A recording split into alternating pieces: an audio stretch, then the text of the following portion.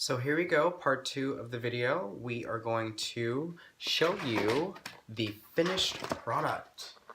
Yes, this is what it looks like, soundproofing your bedroom with a carton. So this is, I don't know, let's say like a 12 by 24 or something like that measurement, probably completely wrong.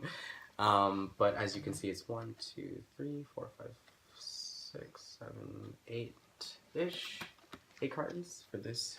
So I'm going to put this on the wall between our rooms and hopefully give it a try and see if there is anything that works. Thanks y'all for watching. This is what I got for now. Definitely I will be back on YouTube as soon as possible, as soon as my technology is back in order. As per usual, in your presence, I am blessed to bring to you what I know best, peace of mind, uncompromised love only. See you in the next one.